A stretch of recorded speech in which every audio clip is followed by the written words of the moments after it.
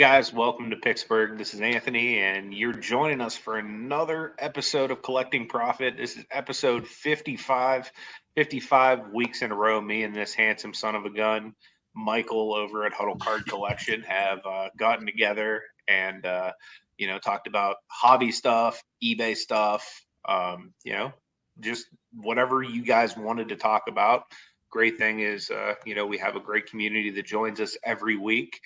Speaking of which, we will have a giveaway during this stream, so guys, stay tuned. There will be basically all you have to do is be subscribed, like this video, and then leave any kind of comment in the description down below. And then next week on Michael's channel, we'll announce who wins. We'll do like a comment generator or whatnot. But we're celebrating this week because after like a gajillion years, we finally hit 4,000 on the channel. We've been like driving towards it for, I feel like, over a year. I feel like it's probably my fault because I'm so like sporadic with like different types of content from time to time, but we finally made it. So thank you everybody who's been here, supportive, stuff like that.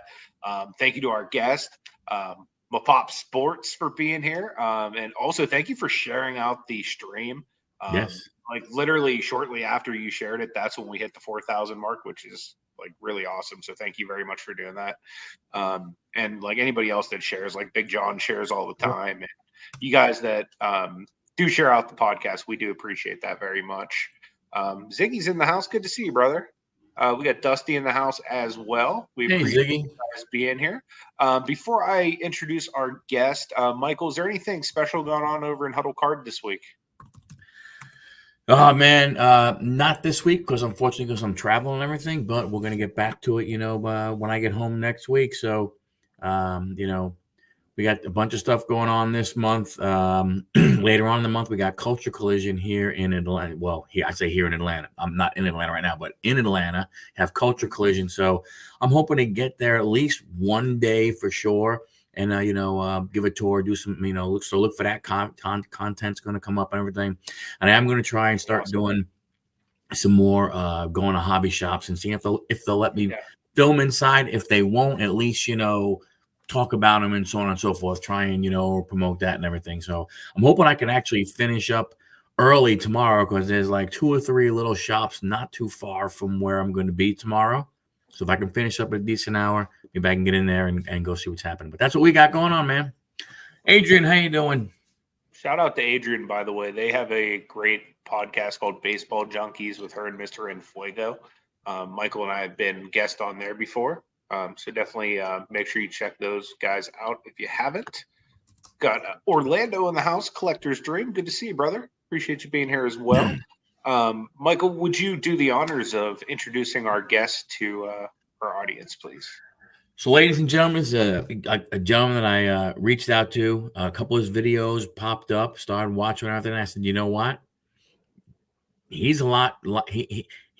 His thought process, his view, the way he does things, the way he sets up eBay and so on and so forth. It's a lot of what the way Anthony and I do, and I was like, man, we got to talk, bring him on and everything. And then I found out he's also got a fishing vlog, which even makes it even that much better. So I mean, it's like a double header, 2 for the price of 1. But we got Grandy from MaPoP Sports. And what I will say, Granny, thank you so much for coming on. And the name of the channel really caught my eye, when I saw you, because Mom and Pop, that's what I thought of. And watching your video about it, that's where you kind of thought of the name for it and everything. And the local card shop stuff and everything and stuff, and that's and keeping it local and trying to promote that kind of stuff. That was, like I said, one of the things that drew me to the channel, watching the videos and everything. So very, very thankful that you agreed to come on, talk about experiences, talk about what's going on. Like I said, like we've told you in our comments back and forth on IG, we're pretty much open. Talk about the hobby, we talk about the good things, the bad things, and and anything else that's in between. So so welcome. So I want to turn the stage over to you. Go ahead and tell everybody about you and everything, what's going on. For sure. Heck of an intro, guys. Thanks for having me, man. I truly appreciate you guys having me on here. Get a chance to talk to. This is my time away. So if anybody doesn't know me, this is kind of my time away from the chaos I call home. And if you do hear in the background, I'm sorry. I have 4 daughters, 10 and under. So this gives me a chance to talk sports and all that stuff. But yeah, I the MaPoP thing is like you're spot on that. It's so where it came from. This is the thing. Where it came from was I have a fishing channel called MaPoP Fishing. I started a couple many years ago. I started a little side hustle, I guess you can say, of fishing lures, and I wanted to promote all the little mom and pop stores, right? So in the custom lure builders, all that stuff. So and then I created a channel. I started doing that for a little bit. I had a podcast, Beer Fish Fanatics, and then the crazy thing is, about 6 months ago, guys, I stopped drinking alcohol. So I'm kind of taking a little hiatus from Beer Fish Fanatics. So we couldn't really do any more Beer Fish Fanatics for a little bit. I had to take a hiatus on that. But then the hobby, collecting sports cards, I started probably 35, 40 years ago. My dad got me into it with the rookie card of Mr. Bruce Smith. I'm pretty sure you guys know them from that's Jerry Rice here, right? Exactly. So he gave. So my dad, I remember till this day, is like clear as anything I can think of. I got into the hobby when he got Bruce Smith rookie card, and he told me, son, this is the card. He's the sack leader. He's gonna be the guy. And ever since then, I was hooked into it. And then obviously, because I'm born and raised in Iowa, and I collected cards. But as I went through college, I think we all kind of went through that phase of school, work, all that stuff. I still collected. I just wasn't hardcore into the hobby, obviously, right? But everybody I'm pretty sure everybody knew once COVID kind of hit, it really brought a new eye-opening experience into the hobby. I mean, I collected, but I was still looking into a Beckett book to see the pricing. I was like, where's the damn book, guys? When I got, I was still collecting, but I was like, how do I find the pricing? I did the same thing actually. Because I'd still had a collection of like crappy Steelers and Cavs, but once you get back into like actually trying to make money on cards after a decade or however long, it's tough. It was really, really tough because I had no idea. I mean, I knew because I had some cool cards. I'm like, these are worth something, aren't they? Surprisingly, they were, obviously, because of COVID. It was kind of funny on that. But then, like I said, I really jumped into it. And then my fishing thing, I still do the YouTube thing on the fishing a little bit here and there whenever I have time. But the sports card thing, it just brought me really back into it. And I really just dove into it like in the deep end. I went probably in 2019, I went right into it really hard. 2020, I started doing shows, even when, we're all wearing masks and all that stuff. But I really was jumping into it, doing shows. And then,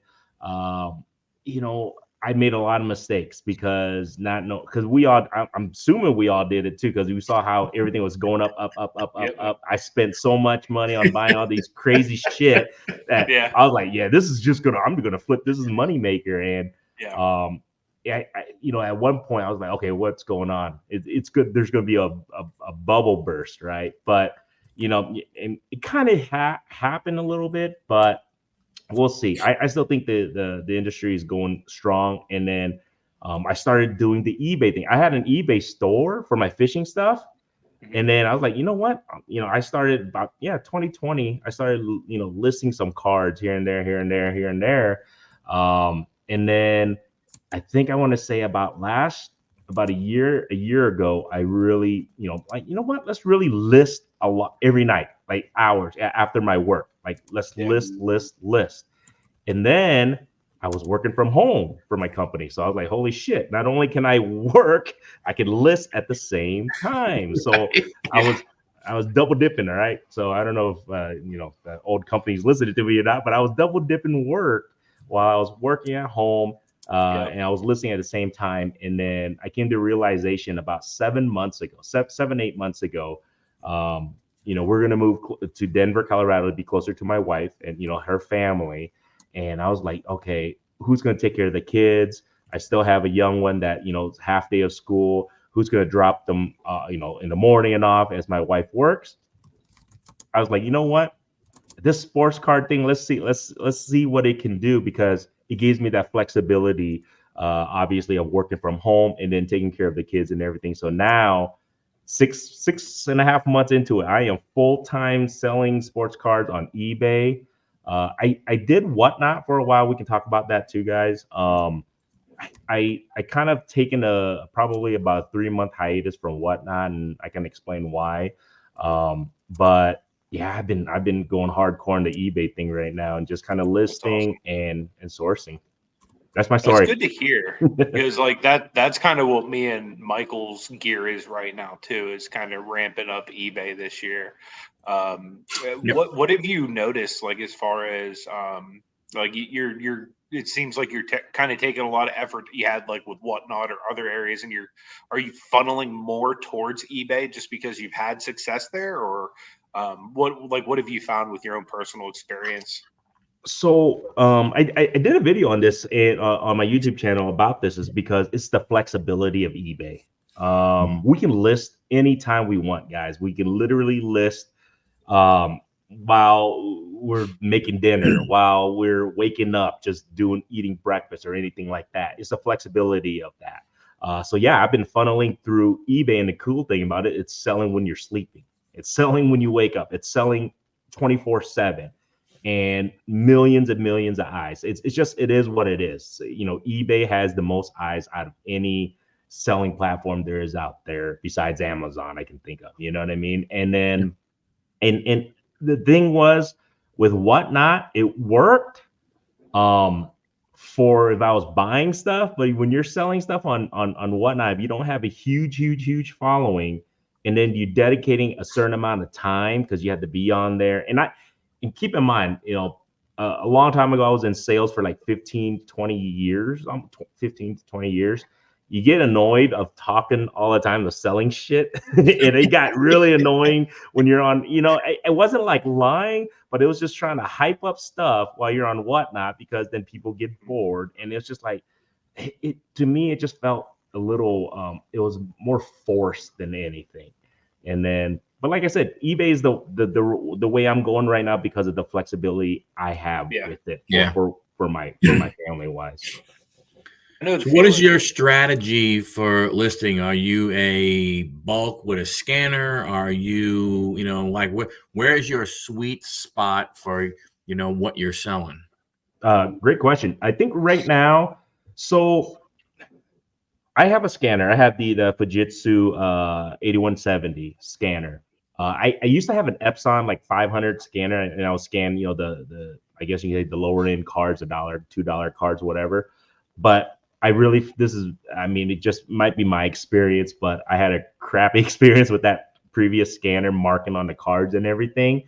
So you know what? I just ponied up the money. I got a much better scanner, and right now I usually scan. This is just kind of a goal of mine. I try to scan anywhere between 200 to 400 cards a day.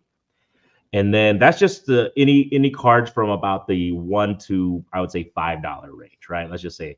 And then my other goal is, because I have, patches and the more expensive autos and slabs, obviously you can't scan in that situation. So I try to do anywhere between about 40 to 50 of those a day if I can. So that's where I want to be. Hopefully I can scale up, because right now I think my eBay store has about a little bit over 17, almost 18,000 listings, 17,000 around there.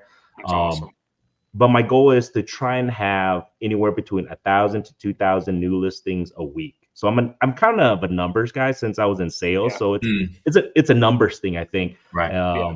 I definitely feel but what I did notice, this is the biggest thing, is that I'm slowly finding my niche. I think because those $1 and the $2 cards, they're great and dandy, but they're not going to put food on the table. I'm slowly finding that the mid-range game is for me. Like super high end is not me because I can't risk the capital to buy those crazy $10,000, $5,000 cards. I just can't do that. However, if I can, if I get nice lots where I can sell cards around the, anywhere between the $10 to $100 range, I'm slowly finding that that's my niche, and that's where I'm feeling more confident when I'm listing stuff in sales wise. Yeah, that makes a lot of sense. Because I have been grinding the heck out of like the $1, the $2, the $5 cards recently, and yeah, like you said, you're really not gonna like make like a full-time income just off of, well, I guess you could if you had enough and like you scaled it to like Burbank like levels, or like like a million Cubs, like how they have so many like lower dollar cards or whatever. But that's one thing I'm finding too is the like lower dollar stuff, like it's giving me a lot of activity in my store, which I feel like is also helping to drive sales to like the slabs I have listed, or like the more expensive stuff too. So it really is like smart, like you're getting those $1 to $10 and you're buzzing through like 1,000 or however many of those you can, but then you're also buzzing through those other cards that are going to actually put the food on the table for throughout the week and actually have you hit those financial numbers you're looking at, not just cool, I have like 1,000 new listings, but unless you sell through some of those 1,000 listings, it's basically work for nothing. Like that's the one thing I don't like about eBay. But by the same point, like 3 months from now, it's like, crap, I might sell through 100 of those cards you just listed. You know what I mean? Like it's one of those things where after a while it becomes more passive. Once you build your store up enough. For sure. And my thing, I'm lucky. So this is, I tell everybody I'm super lucky that I have my wife to help support me in regards to doing this, because if I didn't have that, man, just depending on sports card sales can get kind of rough, especially when you're raising a family. So that's why, having that crutch for sure is making me, or giving me the opportunity to see where this ends, because that's the whole thing. That's why I did the YouTube channel, to really kind of focus on sports cards, because like, I want people to follow my journey and see if I'm able to do this or not for a living, because everybody, thinks it's easy, but you guys both know how hard it is to grind and list. And then you look at sometimes like, holy crap, there's nothing selling. And then like, what am I going to do? It's not selling. I'm listing. And then all of a sudden, I mean, there's certain days where it does sell. And then you're like, man, this is easy. This is the easiest thing ever. It's just, it's different days. Pretty crazy. This is a good question by Ziggy here. I'm curious to know your answer of this. This is actually something I've done in the past. My best friend Marty and I, just recently in the last year, I basically taught him everything like I know in regards to eBay, and he has his own eBay store now, and he's crushing it. Like he's actually doing, not quantity wise better than me, but like making money wise way better than me, because he deals in the more higher end stuff, whereas I'm like in the kiddie pool still with a lot of the low end stuff. But again, like I've been burned in the past too, so I like to stick in the stuff that's safe for me. But yeah, so in the past, I've done a lot of consignments through his stuff just to like kind of help him buzz through things. But yeah, I mean, have you thought about doing that, offering any kind of bulk consignment service, since you do have your store scaled up so much? I think so. My thoughts are on that is it's definitely an option. I think it might be something I look into more if I can scale up big enough. I feel like, because consignment thing is definitely good, because you don't have to, it gives you more inventory, more eyes. It's just more stuff that you can do, and then another avenue that you can get a revenue stream for sure.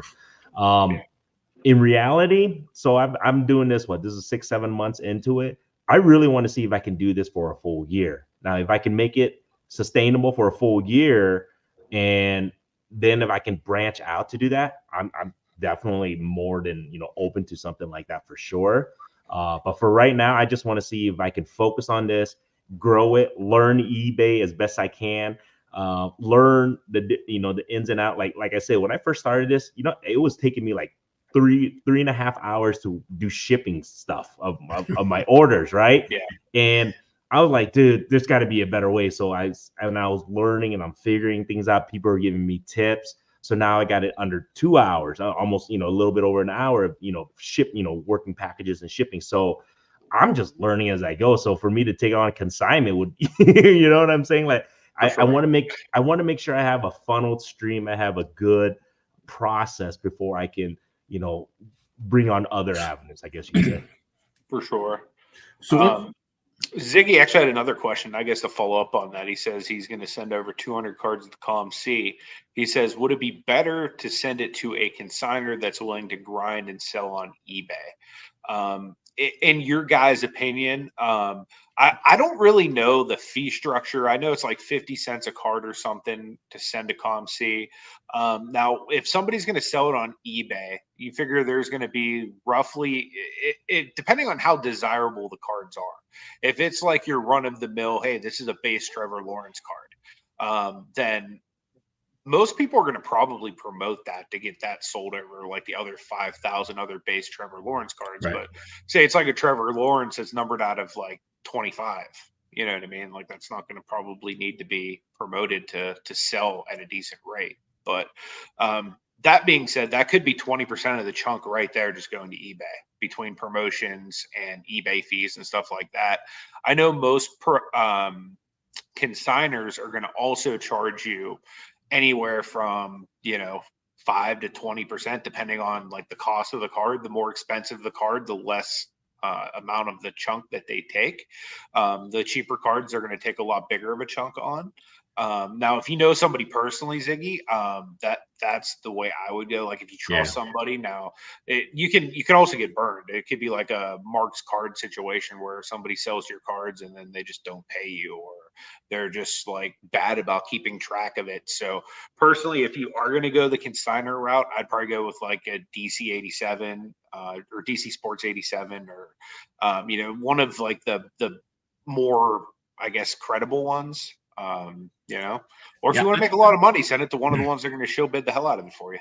Right. That part's a joke, but I think you'll make more money with a DC Sports or a ComC because I know, because they're so much bigger, right?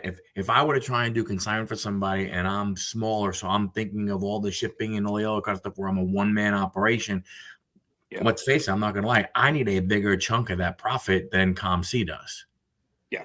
So if ComC might be taking 20%, I can't for 20%. I can't do all that work for 20 if I'm not going, if it takes away me finding my cards, listing my own cards, and doing all that other kind of stuff. So from that standpoint, that's just me. I mean, I would find it hard, like I said, to be able to give the same type of, the same type of percentages as they would when you figure how big those companies are. They're not a small shop. Yeah, I would definitely agree. I mean, I think ComC and DC is probably your best profit makers if you're going to send it to, because I mean that's their niche. That's what they do. You know what I mean? So if you send it to them, I think it's your best bet. But like you said, if you're going to send it to anybody, you better make sure you trust them, because it's you never know what can happen. And my thoughts are, I'd probably do that if I was in that boat of looking to do consignment. I would send it to probably DC. That's what I would probably do. Yeah, Big John brings up a good point here too. Yep. He says he's trying to remember that with eBay, it takes the exact same amount of effort to sell a $1 card, $10, $50, or $100. Which, like, if you're pulling cards in bulk too, which I typically do, like anywhere from 10 to 20 cards in a given day, I'm normally pulling, and when the majority of them are $1 and $2 cards, like that gets to be pretty growly. You know what I mean? You're sitting there for like 2 hours. Like for me, like a lot of times, like I'll work like a 3 to 11 shift. I get home, it's like quarter to 12 at night. I start pulling my cards. I don't get like into my bed till like close to 1 a.m. by the time I'm done like pulling all of my $1, $2, $3 cards. You know what I mean? Like, so that's a great point, Big John. You know what I mean? Like, and to even your point, Grandy, earlier, stacking it to where you're also putting in some new inventory that's more expensive, to where you're not just selling off all of the little cheapy $1, $2, $3 cards, but you're actually making a little bit more as well. So Yeah. good point. Yeah, and you're yeah, he's definitely correct on that. The any effort you do to sell a 99-cent card is the same thing you sold one for $100. So, Yeah. but like I said, I mean, I can't go. I don't have the capital to get the huge crazy lots yet. But I, like you said, I'm slowly figuring out that mid range game is definitely profitable. And that's a good point. At the end of the day, you could only sell what you can source. And Yeah. if you go out to a card shop, or you go out to a show, and all you're finding is cards in that $3 to $5 range, well, I mean, you still have to put stuff in your store. You still have to get some money out of it, right? So you have to go with what you have. Some days you're going to get those crazy ones where you look through a dollar bin or a $2 box and you find some $40, $50 cards, and but a lot of days you may not. But so you have to take the advantage of when you can go ahead and get those great deals. But you can't turn away from the other stuff, because that is the bread and butter stuff, and a lot of times for people. Yeah. And don't get me wrong, the $1 and $2 cards I still love. Make sure you guys go to my eBay store and buy those up. I still love those. Don't get me wrong. I mean, those still help. Yeah. Absolutely. Yeah. And honestly, if nothing else, it gives you that activity in eBay that you can really. I don't know if you guys notice this, but whenever I do listings, I sell so much more stuff. Heck yeah. Like it's not even close. It's like, I don't know if it's like putting wood on the fire every single time you throw a new card up there, but it like drives my sales. Like if I just stop listing for a week, I'm going to sell drastically less cards that week than if I list the full week. So that exact thing happened to me, because over the Christmas holiday break and the New Year's, I took my family. We went back to Iowa. I didn't list for for about 5-6 days. I came back, sales just tanked. It's crazy. So what I did was I got a tip from one of my followers, and they're like, you're gonna have to triple your listings for the next like 4 or 5 days straight, right, to make up for it. It's got to be an eBay algorithm thing. I don't know. I think you're right, because the more activity that you provide, eBay is whether it's pushing your stuff out more or something like that. But you're spot on. I felt like, holy crap, I came back like I couldn't sell anything for the life of me for like 2 days. But then all of a sudden, like you said, like, okay, now it's like, January 10th, and I've been grinding. Once I got back, it's like, finally, I'm seeing some production. It's well, John makes a point right there, Draft Bank. That's what I have started doing. If I know, a little harder sometimes to plan, but if I can plan, I know I have a trip coming up, and if I can, the week before, if I can get a bunch of cards ready, that is one of the things that I've tried to do is, and maybe it's only releasing 5 a day, or 10 a day. If I have, if I can get 50 drafts done sitting there, and have everything, and just do, like 5 a day while I'm away, to just go ahead and keep a little, kind of like, drip the faucet during the winter so that it doesn't freeze. You know what I'm saying? Just a couple of little drip and stuff like that. This is a great question here too. So thank you very much. What bookkeeping software would you use for consignments? When I did them personally, it was basically just for my best friend. It was nothing like, hey, this is a business. I mean, obviously I ran it through my business, which like I have a, official LLC for, but I used like Google Sheets or whatever, spreadsheets are. I have for different businesses, I've used QuickBooks for tax keeping stuff, but as far as consignments, like there's nothing specifically I've used outside of just like Google Sheets and stuff like that to keep track of. Anything you guys have done to kind of keep track of that stuff? I use Excel. Excel, Yeah. Google Sheets, the same Excel, thing. yeah, that's kind of what I'm thinking of. Yeah.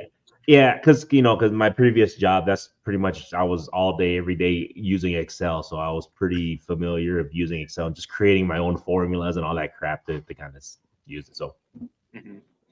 Yeah, Excel's awesome, man. Like, I'm like so tech illiterate. Like, it seems like within like the last 5 years, I just like really started using it specifically for cards, and it's really excellent to keep track of like things that have sold X, Y, Z.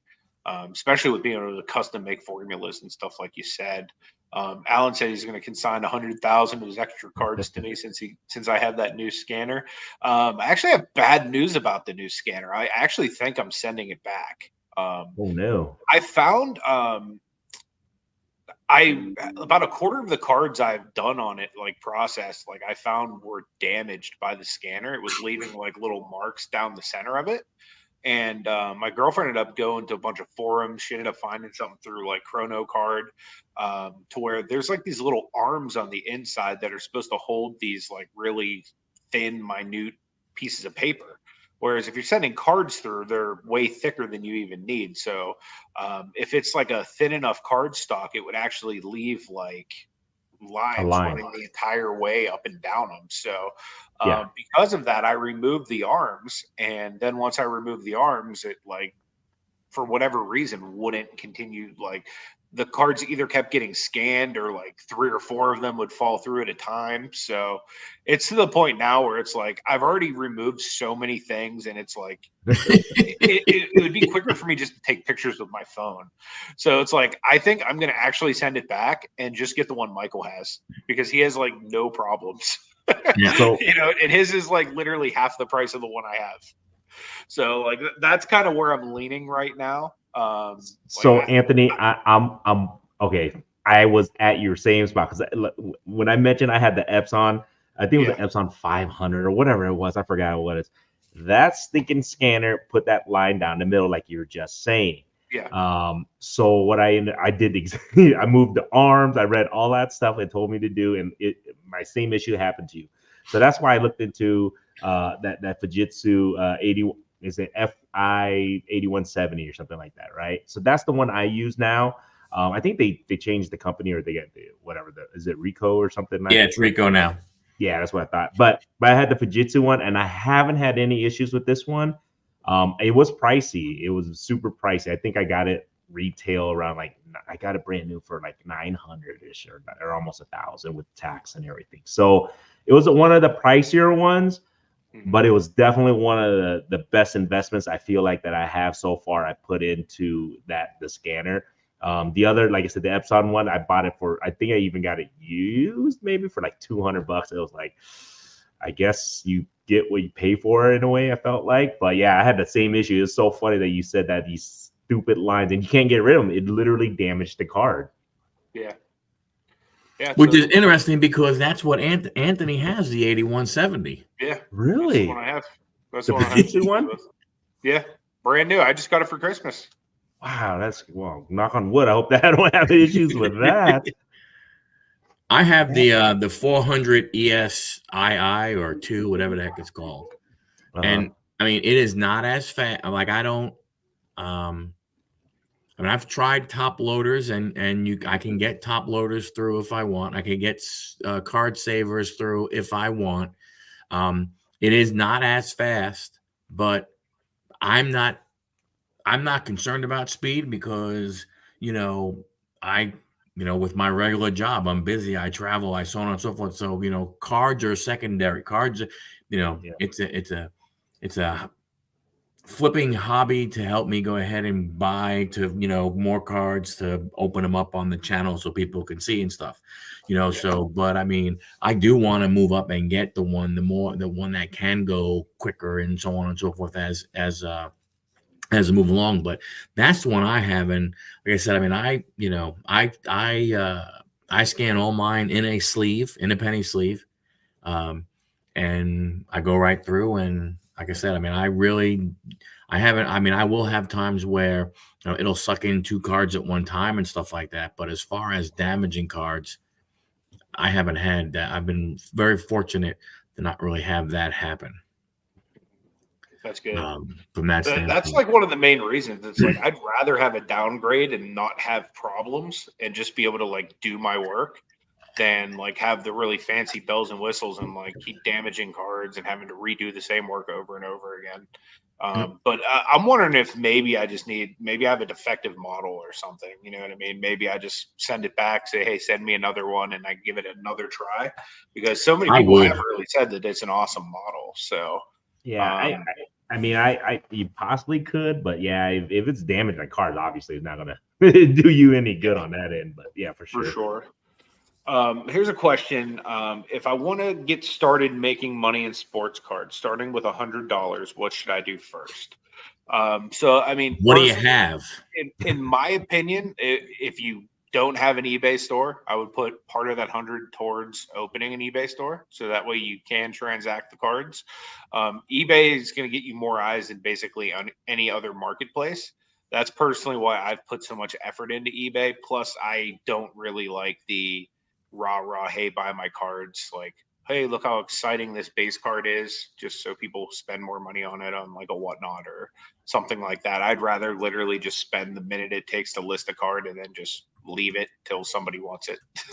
You know what I mean? Like, so that's kind of like my motto with my eBay store. I'm just going to kind of list as much as I can, put it back on a shelf, and when somebody buys it, God bless them. Like, I don't know what it is. I just feel so disingenuous trying to like live sell things from time to time. Like, if it's us doing like a little auction on our channel, like we did a few weeks ago, and it's just us hanging out with friends, that's not that big of a deal. But when it's like a whole bunch of strangers and I can't even get like, you know, $1 for cards that are worth like 10 plus, it's like, it's so defeating. Like, it's deflating personally. Like, you know what I mean? Like, and then I feel like I'm begging people like, hey, will you please buy my, you know, card that's worth like $10 for 99 cents. Like, you know what I mean? So yeah, for sure. That's pretty much why I kind of I took a break from Whatnot, and I was just like, hey, you're right, man. It was like you're sitting there and you're a salesperson on your phone. It was just weird. I mean, it just felt so forced, and that's why I was like, you know what? I'm with you. I'm focusing more on the eBay store, pushing that.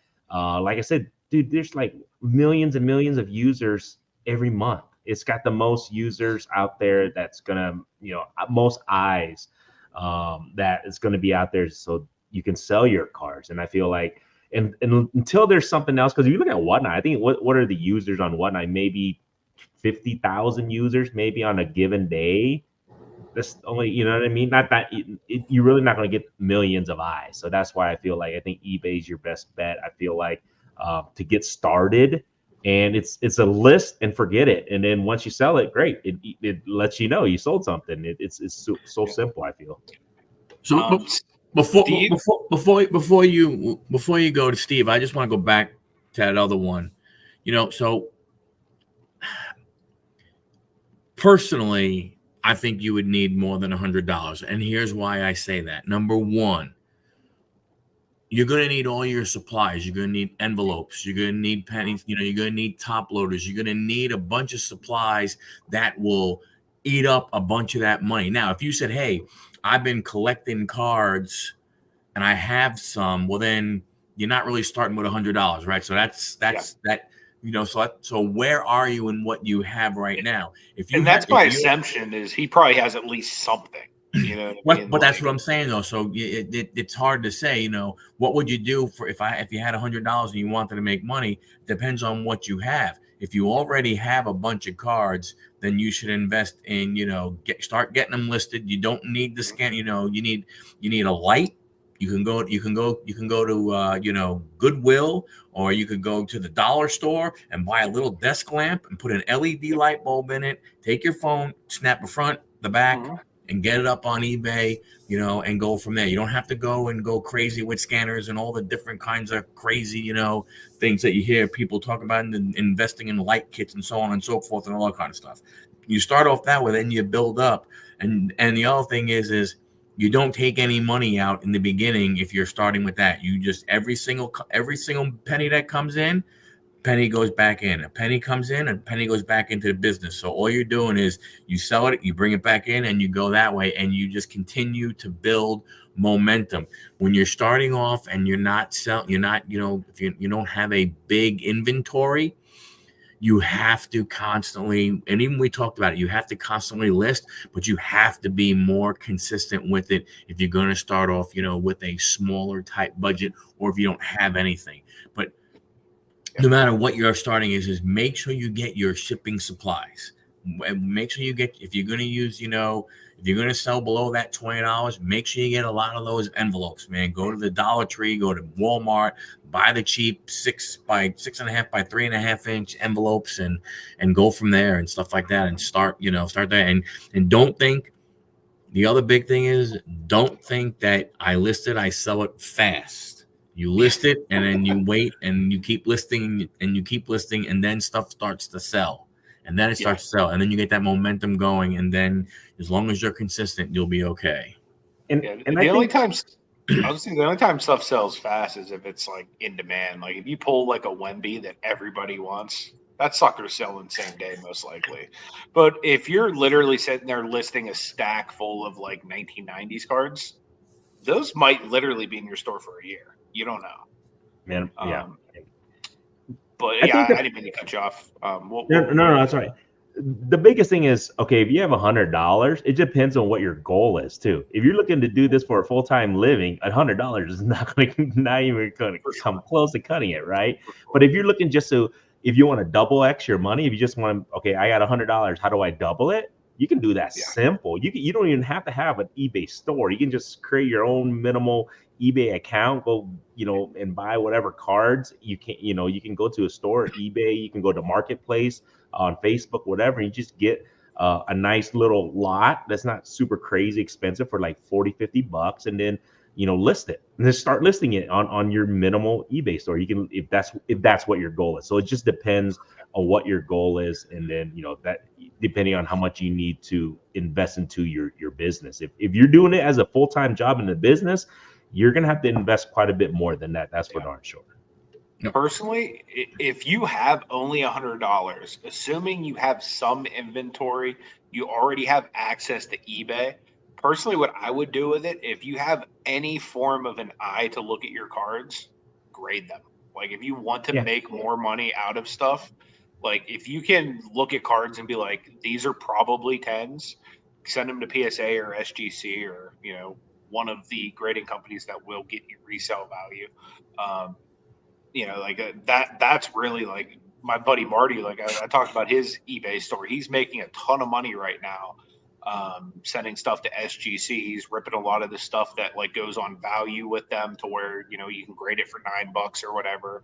And he's ripping the hell out of it, sending it in, getting it back in like a week to 2 weeks and blowing it out. You know what I mean? And rather than just getting like, okay, this is a $10 card. Now it's a 10. So he's selling it for $40 or, like obviously the math is bigger than that. He's not sending in $10 cards, but that's basically what you can expect. If you're getting 10s back, you're going to get 3 to 4x, like basically what the raw comp is. So if you want to see a little bit more of that money come back, grading is definitely a good way to do it, especially if you can hit SGC on like a $9 special. Like for $9, you can literally send in like 10 different cards to get graded. You know what I mean? And imagine those are cards that are worth, say $100 raw. Right there, you're 4xing to 3xing your money. So like if you can get 10s, obviously. Now you can send them in, get 7s, and you're losing money. So literally, you have to be careful with anything you do. You could get like, even Grandy said, like a wonderful lot of player X, Y, and Z, and next thing you know, they just pull a Josh Giddey or a Wander Franco, and you just lost all the money you just put into those players. You know what I mean? So regardless of what you do with your money, you have to be careful because the market's volatile, and you just have to be smart with it. You know what I mean? If you are going to put your money into grading, make sure you know that the cards are really good, or somebody that like take them to a card shop or a card show and say, hey, would you grade this? Like, because if nothing else, people are going to have opinions and they're going to be like, that card's trash. It's, XYZ, so if you're not sure yourself, Ask people. You can go on a Facebook group, take high resolution pictures of it front and back. Would you grade this? People on the internet love to grade cards that are not their own. Trust me. If you post any kind of card out there, like regardless of what it is, somebody will be like, "Oh, Beckett's trash. Look at that center. Oh my God, look at SGC. They don't know how to grade cards." Blah blah blah blah blah. And like literally everybody and their mom will chime in. So if you give them the opportunity to assess your card, they will. Yeah. So that would just be yeah. But Steve, how do you start an eBay store? I mean, honestly, it is actually simple. You have to go and get yourself an eBay account, and then once you do there, you can just search eBay store, and you can get them as cheap as I think $5 a month up until stupid numbers. Now, one of the good things about eBay, and a lot of people go, "Oh, eBay store." Yeah, but here's what you have to realize: eBay has been very, very smart in that, for $22 a month, you can list. You can have up to 10,000, sports cards. So, I mean, that's when you think about it, that's really a decent value, and there's room for you to grow if you're starting out also, right? You're not hitting that limit. A lot of people go, "Oh, I started a store and I have 250 listings, and all of a sudden now I have 14 days left of the month and I can't do anything." You're right. So you get the store, you have runway to grow. You have more runway to grow. And as you get closer and you're more consistent and money starts coming in, and you go, "Ooh, let me go from a standard store to an enterprise store, or to whatever the next premium store, whatever the number is." And those numbers go up higher and higher. It is super easy. Things to not worry about. Don't worry about your damn store name. I mean, because nobody, store names on eBay is not like a YouTube name that people are going to know you by. People don't know. If I see when I talk to people, even the people that I know, most of them, they don't call me Michael. They call me Huddle. You know what I'm saying? And so I mean, so from that, we're like, we introduce Granny, what do we call him? Hey, no, it's MaPops. I mean, so that's what winds up happening. He's Picksburgh, so don't worry about that type of stuff. But it is really, really simple to go ahead and set things up. Yeah, and I'm glad you mentioned that, Michael, that at the beginning, when you do start your store, they do give you that limit of you can only list like 250. I think you're right on that once you first start. But once you start making sales, because I think what eBay is really wanting to see is, can you handle that amount of shipping? Can you ship on time? They want to make sure that you have good feedback and all that stuff before they give you the ability to list more. Yeah. And they will. They review you. They review your store, your feedback, all that stuff, and your shipping times, all that stuff. So they review that, and they're like, "Great, this store or this guy or this girl is selling good." They're going to give you more listings on that. So you just got to be patient and just kind of start on. And that's what happened with me. I mean, I hit my limit, and I'm like, "What's going on here? What? I can't list." Like, I was really frustrated. I was like, what's going on? I hit my limit. But they just want to make sure that you can handle the amount of orders that you're going to get. You can ship on time that you're putting there, because not only it's your store, it's eBay name up there too. So they want to make sure that their customer base is getting a good, product when they're ordering something. They're getting stuff on time. So that's why. And it took me a while to figure that out. I was like, gosh, I just want to list more. But now I'm at the point where I just can't list enough. Right. there's not enough hours. So you'll get to that point if you can do that.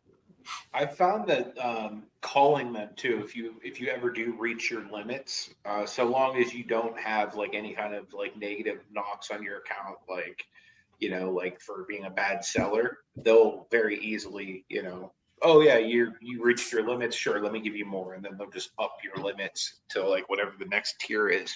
And then once you hit that tier, they'll basically the same thing. They just want you to kind of go tier by tier and kind of work your way up. So that way you're not kind of just like Randy said, overshooting your egg. And next thing you know, you have hundreds of things to ship out and you don't have the capacity to do so. Because then you get suppressed, and then it doesn't make a difference how many listings you get, because no one's going to see it. Correct. From that standpoint. So here's another really good question. How much more traffic does your YouTube bring your eBay store? Is it worth the time? Full transparency for mine, like hardly any. Every once in a while, I'll have somebody send me a message like, "Hey, I enjoy your YouTube" or something like that, but that's very few and far between.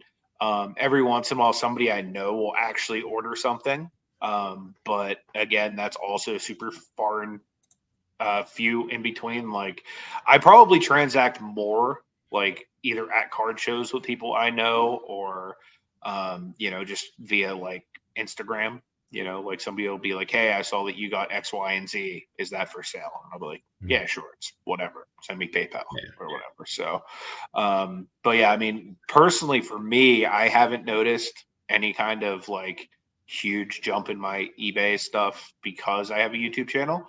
But I do know people that have larger followings that kind of like do their content revolving around eBay, that get a lot of activity on their eBay stuff, from the people that follow them. So just because I don't, that doesn't necessarily mean others don't see success with it. Have either of you guys seen any uptick in sales just based off of YouTube content? Not that I would. No one's ever left a comment saying, "Hey, watched your YouTube video, saw you pull this card, so and came to your store to buy it." I haven't had. I'm not saying it hasn't happened, but no one's ever told me that they were a viewer and they purchased something from the store. This is so funny. I literally sold a card yesterday, and the guy said, "Saw your video on YouTube." I'm like, That's awesome. It's hilarious. So I guess it just depends. I wouldn't say I see a huge uptake. I have actually had some people who checked out my store and everything, but I don't have a huge following quite yet on YouTube. I just really focus on the journey that I'm starting to sell sports cards for a living now. So hopefully they can follow me on that. But I feel like I'm honestly, when I created the channel, was number one so people can kind of see my journey, but number two is people are giving me advice. So I've been getting a ton of advice of people messaging me like, "Hey, love the channel. Have you ever decided to do this, blah, blah, blah, blah, or this could help you next time," or, all that stuff. So I've been absorbing. I've been, with my YouTube channel and just the remarks that people are commenting to me and everything, I have just been absorbing their information, see if I can implement it for my store and to make it better and everything. But I've actually seen a few sales from, I guess you could say, from the YouTube channel. I mean, I haven't seen like it's completely crazy sales, but hey, I've sold a few for sure. Nice. Yeah, I mean, it always feels good whenever somebody does pop through and they're like, "Hey, I've seen your channel." It's like, wow, they do know I exist. and that second question is it worth the time to do the YouTube channel? I think it is for me personally, because number one, I have fun with it.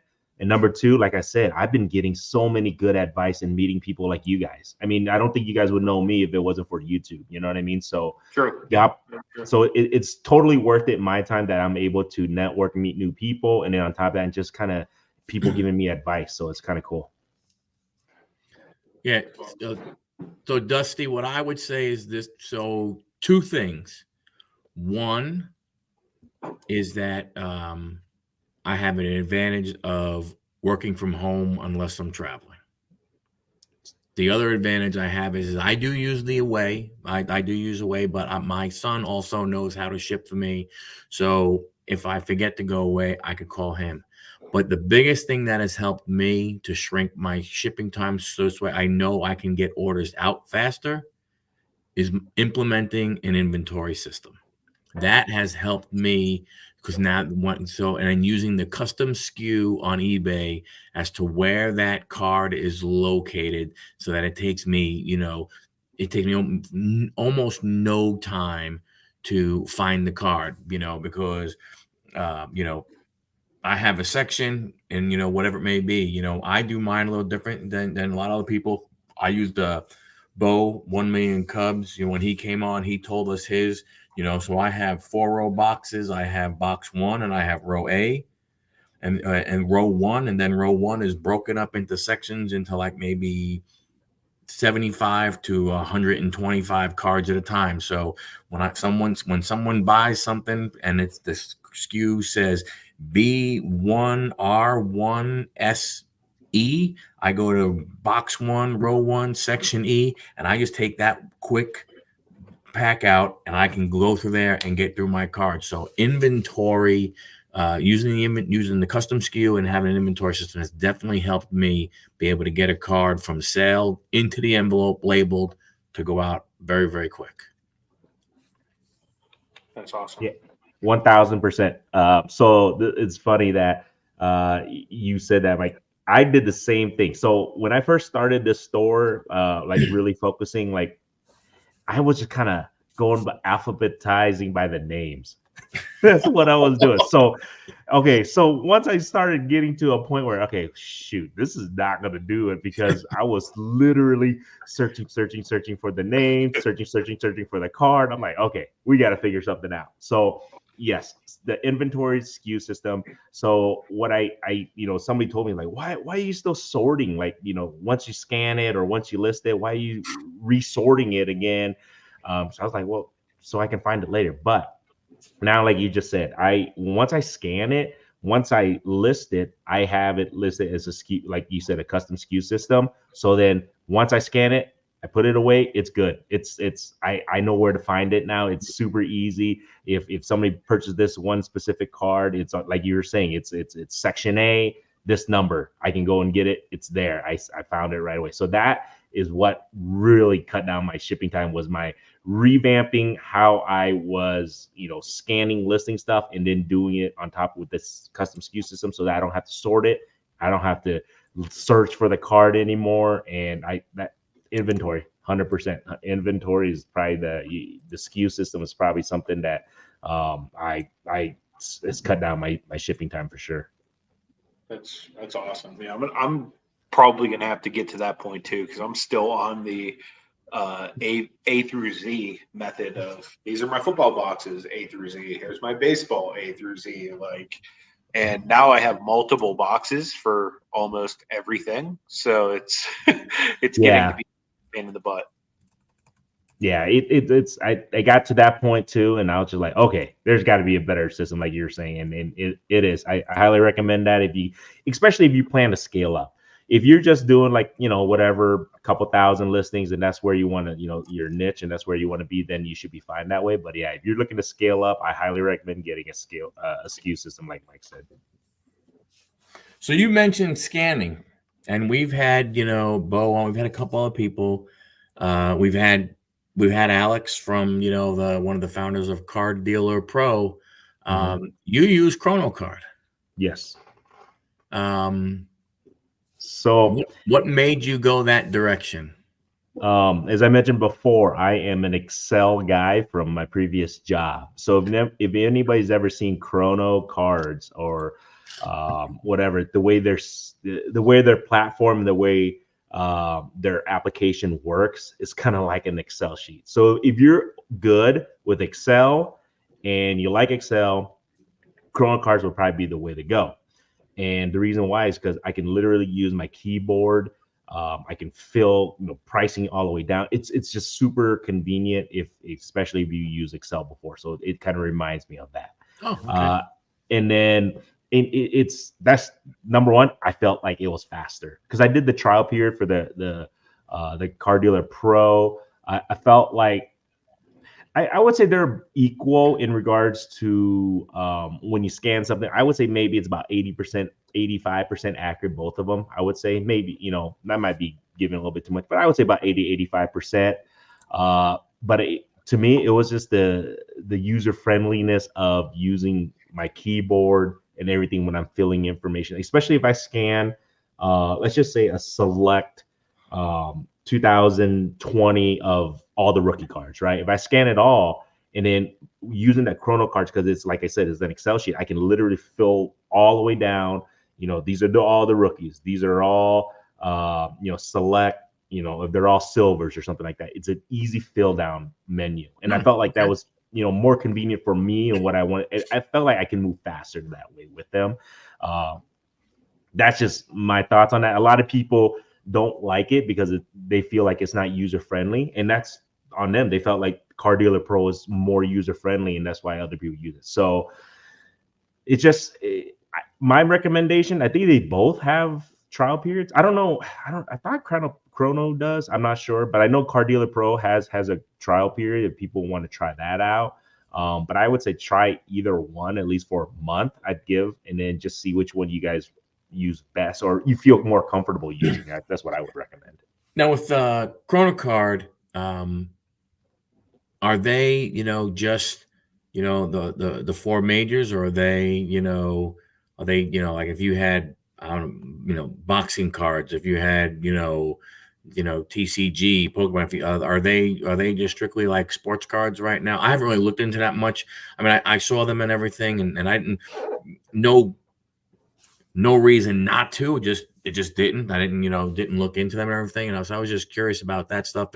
And what about how quick are they? Have you found them to if you're doing newer stuff? Now, I don't know how much new stuff you may do, but if you are whatever the hot stuff is out now, how are they with that type of stuff? I would say I think they are doing just the 4. I think they just added UFC and I think some NASCAR stuff. I have to double check on that because I don't really do those stuff. I stick, like you said, I stick to the 4. So I mean, that's kind of my thing on that. In regards to how fast, what was that question? How fast are they in regards to if like are they as far as being current on what's coming out? They had 2023. So as far as I know, they're pretty current, at least for football. Yeah, they had all the new like Donruss and stuff already. So they were pretty current. Yeah, so all the football Donruss for 2023, they had all of them. I mean, I was scanning today literally and it found them. So I think it's just a work in progress. I think they're just the same as Car Dealer Pro. I feel like they're everybody has their niche, and they're just I think they're all similar in a sense, but it's just what you feel more comfortable with. But yeah, I think they're okay. They did have some, don't get me wrong, they did have some issues. Chrono Cards, I think it was last month. So they were going through like this update application phase for like 2 or 3 weeks, and it sucked because every time I logged in the morning to list my stuff, right, they were like, there's a new update. I'm just like, what's going on? I have to re-update it again. And I think they were having issues with eBay because they're like a third party, because you have to link it to upload it to eBay. So I guess they were having a major issue with the third party people. So then they kept changing all their updates. So it was like literally 2 weeks I was like, man, I was about to give up on them. No, that's how I really felt for a while. But then the thing was, I'd have to say Chrono's customer service is spot on. I mean, if I had questions, if I had an issue, I email or just message them. I mean, they literally would respond to me within a couple hours. Oh, so that's really good. Yeah, I would give them the props on that their customer service was spot on. They would let me know, hey, sorry, this is the reason being is because it's stupid third party, uploading to eBay. So the system, the application stuff was working fine. It was just the uploading it to eBay that was having issues. And it was just it sounds like when eBay went through that part to where if it was a non-graded card, now you had to go ahead and give it a condition. And that's like another field that they probably, because I think Car Dealer Pro went through the same thing. It was like all of a sudden they threw this out there and they're like, oh crap, we don't have, nobody had it wasn't something that they were given any kind of I mean, they were given notice of it, but I think it was one of those things where it was just maybe a little more difficult than they thought it was going to be. Yeah, I think that was it. That was definitely part of the reason, and they just kept updating the software, but as far as I know, it's smooth sailing right now. So I feel like it's working pretty good. But like I said, I just highly recommend people just try it first, because I don't want people just to go using like freaking Granny from MaPoP Sports told me to use it and it sucks. So just make sure you try it and you're comfortable with it first. That's what I recommend. Mitch, good to see you. Appreciate you being here. And Dusty said, have you done any lots or just single players? I haven't done any lots yet. I have a couple lots up, but it's like not very many. It's like stuff that I did before I was using the scanner. But yeah, I mean, for the most part, it's all single stuff for me, and then I'll like add multi quantities. Because most of the stuff I'm doing are commons, so conditions not super important with some of the stuff. I'll basically across the board just say very good, unless the picture looks like somebody chewed on it. Then I'll say poor. But for the most part, people don't really care if they're buying $1 and $2 cards that I've seen at least. Especially if you're giving them a nice high resolution picture to see exactly what they're buying. But yeah, real quick though, guys, before we go on, we did mention earlier in the stream we are going to have a giveaway next week. So for anyone that's new in the stream, all you do is be a subscriber of the channel. Being that we hit 4,000, you gotta like this video and just leave a comment. And then next week on Michael's channel, when we're live, we'll pull the comment live and see who wins. The prize is going to be this graded 10. I guess suspended animation is what it's called. It's an acetate card of Iron Man from the 90s. These were kind of sought after. And a PSA 10, they're probably like a $200 card. Now, granted, this is not a PSA 10. It is a 10, but it's not by PSA. But it will be available for the giveaway. And if for some reason you're not a fan of non-PSA graded cards or Iron Man, we'll also give eBay credit.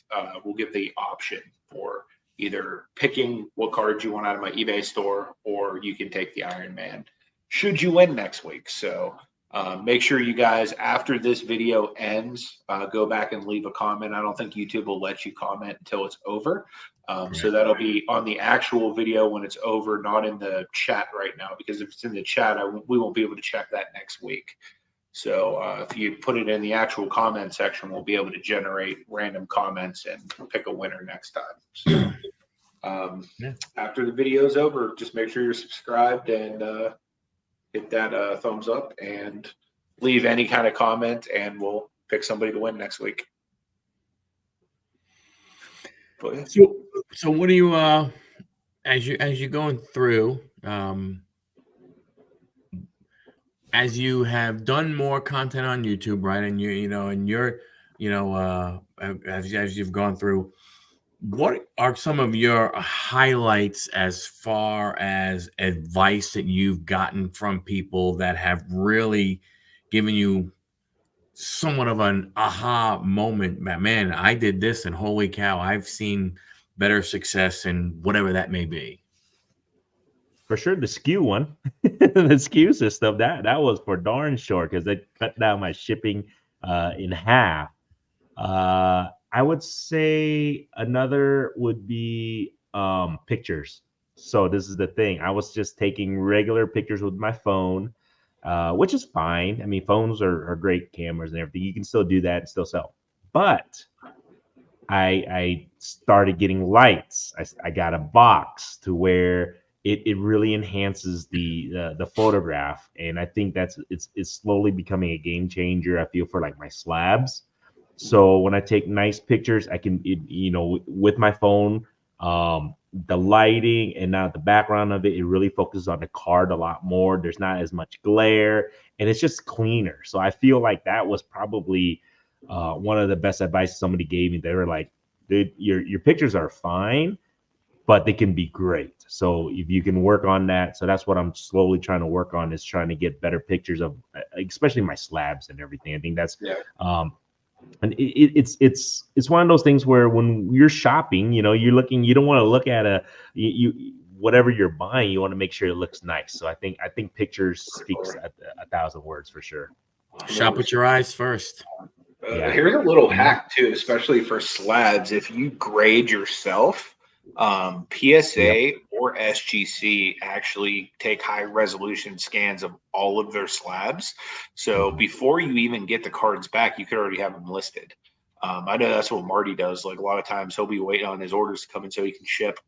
Because he'll literally go grab all the pictures and just start listing from his orders. Yeah.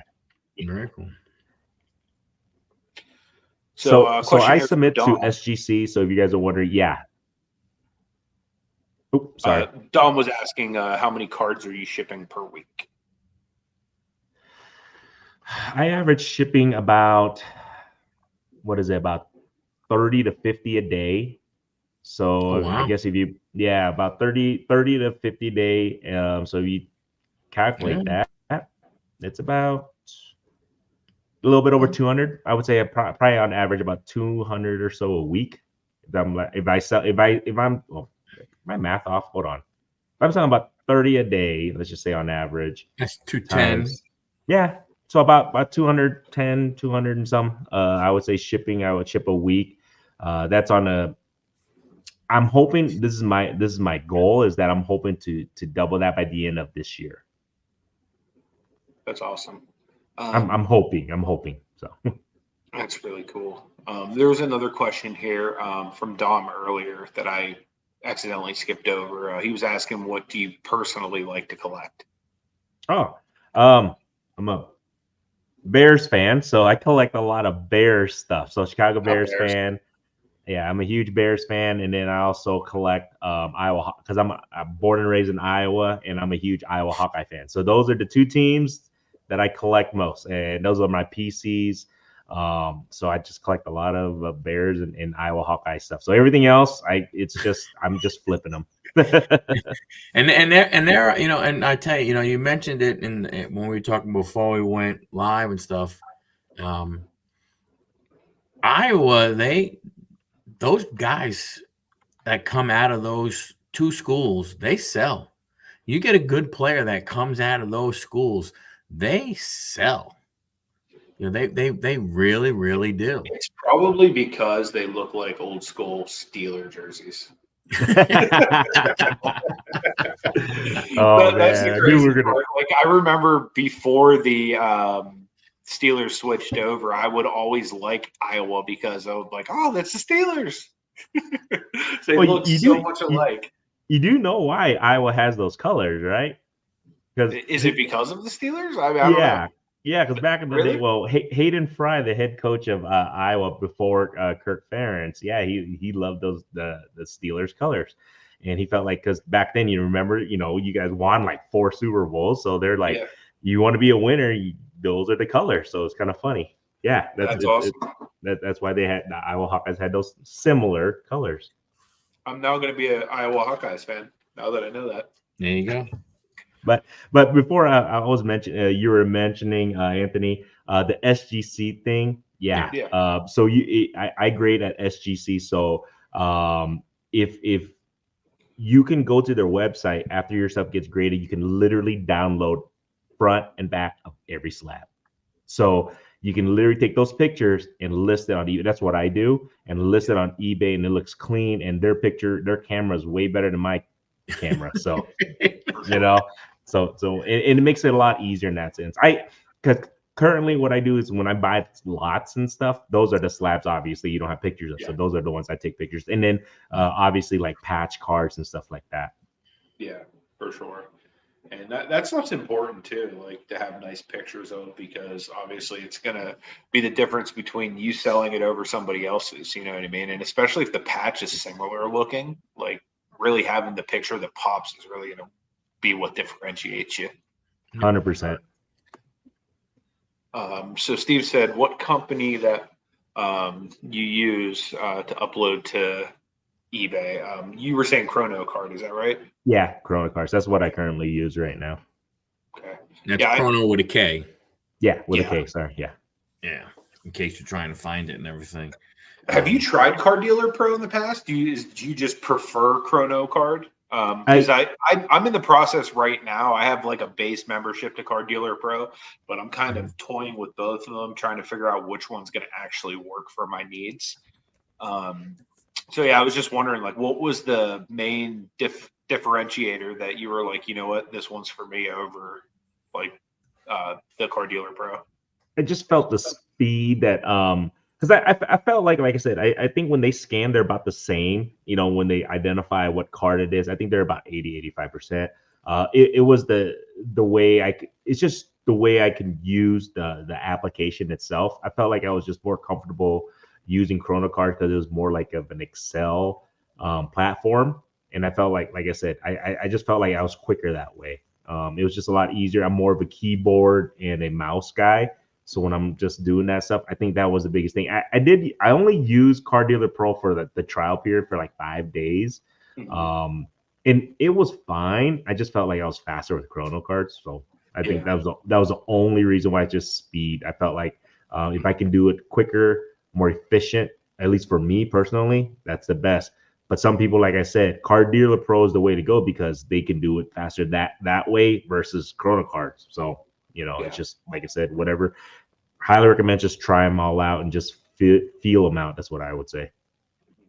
It's not a Yeah. right or a wrong. I mean, like you said, it's No, what you're no. comfortable with, and stuff like that. I mean, at the end of the day, you know, either one of those will help you scale to be able to get more cards on eBay, to get more eyes on the cards. And in reality, that's the ultimate goal, you know. Yeah, And yeah, if somebody else all of a sudden comes out with something else and everything and they offer a free trial, we'll go over there and take a look at that one. If it can, and if it's easier and something that you'll use, again, who cares, right? I mean, hmm as long as you use it, just don't give them your money and then be like, this sucks, I'm not going to use it. Don't do that. And if you're yeah, going to do a trial, do a trial. Don't be like, okay, I have 5 cards I want to list. Let me see what happens. yeah. If you're going to do a trial, make sure you have, some good stacks of cards to get a good feel for it. Do you feel like it's been a game changer for you since you've been using the software? 100%. Yeah, it is. Well, at least for the $1 to $5 card range, for sure, Yeah. it's a game changer because you're it's just so much efficient. Like today, I was able to list hundreds and hundreds of cards of those versus if I were to do that individually, it would just take way too long. It's just not worth it. If Yeah. it's only then in reality, I wouldn't even touch those $1 or $5 cards. What would be the point, right?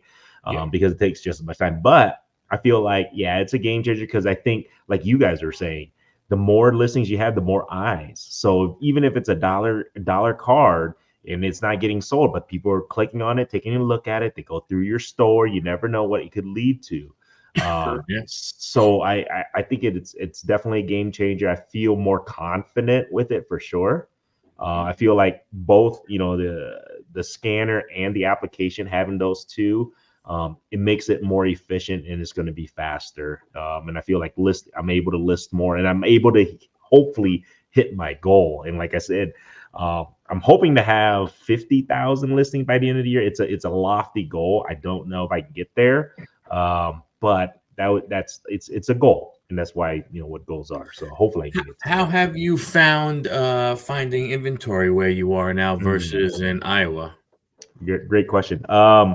So I still have about several gentlemen that are my sources in Iowa. So I still talk to them because my mom, I still have family there. My mom still lives there. So I go back I would say every couple months. So I can, if I meet up with them, they have some lots or whatever they're looking to move. So I work with them.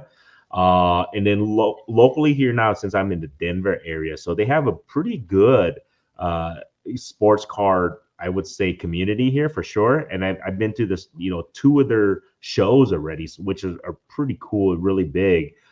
So I source through there by talking to people, networking with them. Facebook Marketplace always a good spot too, and just kind of meeting people, seeing who's looking to get rid of their lots, and then just kind of negotiating the pricing and making sure that you find what you're looking for. So it's just the grind. It's just what you guys know it as best as me, man. Mhm. It's just the grind, finding the gems inside of these lots, and you're hopefully Yeah. the more people you network. This is the one thing I tell people: like, you have to network. You have to talk. You have to go to these shows, talk to these people, talk to people like on Facebook. You have to talk and what is it? Facebook group pages. Get in touch with those people. Just networking. That's the best way I feel like the source right now, at least for me personally. And that's how I've been doing it. Just go to the shows, man. Go to shows, talk to people, pick their minds. They know other people who are looking to get rid of lots too. You never know. That actually jogs my memory. I saw earlier you were on Okay. a roll saying something pretty good, but Ziggy had asked where you source the majority of your inventory. And for me, card shows are I would say probably 75% of where I source my inventory. Outside of that, card shops, bargain boxes, stuff like that. I'm a really big bargain boxer. Um, and then, anything I would rip or whatnot too. But for most cases, it's boxes at card shows. I'm going to the stuff people don't value, trying to find, cards for $1 I can sell for 5, cards for 5 I can sell for, 10 to 20, XYZ, over and over, rinse and repeat. Um, and then I'm honestly trying to find stuff that I know will draw eyes to my store. Like, things that you wouldn't think are somewhat desirable. Like, I just listed a stack of Dan Marino cards yesterday. I've already sold 4 or 5 of them. You know what I mean? Like, these are all cards from the 1990s. They're not even like rookie cards or like anything crazy, but people collect Dan Marino. So, like, if you find players like that, Dan Marino, Barry Sanders, to like name just a few that I've listed recently that I've had decent sell through on, which are cards that no one's thinking about, that are on no one's radar, but these are still players that people collect. So, if you have a nice looking shiny card of either of those players, most likely if you have it listed at one of the lower buy it nows, people are just going to buy it.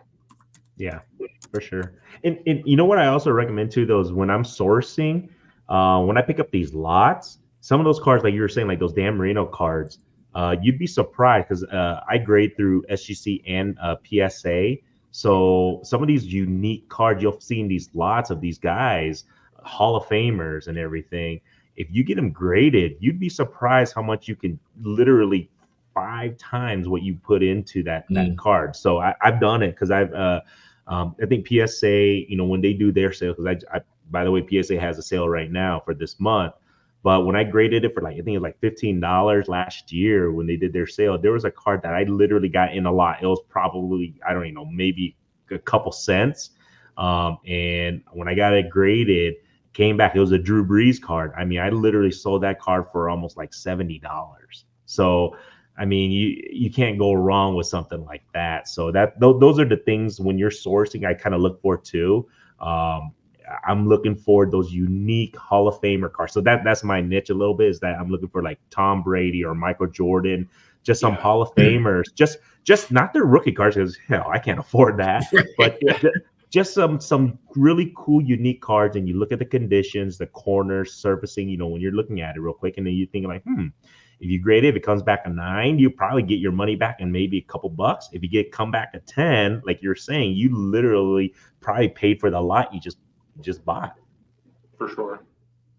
Yeah, and those are the hidden gems are those are the ones that I think, like have you ever been to Nationals? The National? I have not. When I used to live in Iowa, I was supposed to go in Chicago, but no, I have not gone to Nationals because my wallet can't handle that. Because it's a little expensive. It definitely is. But the one thing that I've gone to 2, I went to the 2 that were in Chicago, the last two that were in Chicago, and the one thing you find very, very interesting there is you talk about bargain box hunting and being able to pull out some amazing stuff, because when you talk to some of those guys who go there and they're bringing, who knows, 70, 80, 90, 5-row or 4-row boxes to put, to have on their dollar stuff, they've all said, like, we start building, in January, February to be able to collect them all. And they're like, we fill them, we want them to move, and once we fill them, we don't go back and look and see. If we hear about a player that went off and all of a sudden his cards are starting to go up, they're like, we don't go back and go through. I don't have that time. So you can really, if you're willing to put the work in, you really can go ahead and get some, really good deals there, and in the bins. I mean, I went through, it was last week when the ones when we were at the last one in last July, I went. Guy had quarter box. I was looking through, and he had like a whole bunch of Disney cards in there. Nothing special. I mean, not like, nothing, but they were all a quarter, and I actually wound up getting them less because, you say, hey, they're quarter cards. Here's a stack of 50, and then they do quick math, and then just give me $15. They're like, they don't even. So even if they have them for a quarter a piece, you usually get them for even less than that. And I was selling those cards for $4 to $6 a piece and stuff. And that's the way you do it. People are, it's can you make money? Is it, can you start off with $100? It is, but it's a grind. You have to put work in. This is not one of those, again, it's not finding someone who has no idea what they have and they have a Mickey Mantle rookie card that they had no clue. I mean, those stories are so far and few in between, and stuff like that. And the hobby's not built on those. The hobby's built, on the guys like us. The hobby's built on the smaller sellers and the flippers who get more cards in people's hands or more eyes or the potential to get them than a lot of these other big ones, a lot of these other big dealers. Yeah, for sure. And to your point, man, like with getting those Disney cards for 25 cents or less than that, turn around selling them for $5, $6 a piece. Like if like a certain genre well, or even enough to be dangerous, like for example, like I somewhat know the wrestling genre, and there's a specific card shop in my town that literally does bargain boxes for every specific type of thing. And they'll continuously get cards for each thing just so they have stuff in their inventory. But I know for a fact they know nothing about their wrestling stuff. So I'll go through there and they'll do these days where it's like, hey, everything's $2 for $1 or, $4 for $1 or they'll have specials throughout so people come and dig. And I'm a digger anyway, so I'm always coming to dig through their stuff. But I know for a fact that wrestling's not super popular in the area. And I really know wrestling well. So I'll go and I'll grab numbered cards, and I'm pulling out cards that are $12, $15. And it's I'm paying 25 cents, 50 cents, $1, consistently for cards that are worth $3, $4, $5 and more, which is pretty awesome. Shout out to my guy, Alan. Really appreciate you, brother. Thank you so much, Alan. And yeah, dude, I appreciate you coming on the show and just for being a part of the chat every week, man. You guys add so much value to this show. You have no idea. If you didn't show up every week, Michael and I wouldn't continue to do it. And being that we did get a super chat, it actually gives me a reason to use this animation that I made several months ago. Here we go, Steelers. Here we go. Pittsburgh's going to the Super Bowl. And hey, we're in the playoffs. How about that? And hey, so Anthony doesn't talk about it that often, but one of the reasons why he knows wrestling so well is he used to be a professional wrestler. So it's not just it was his passion, it was his love that made him go into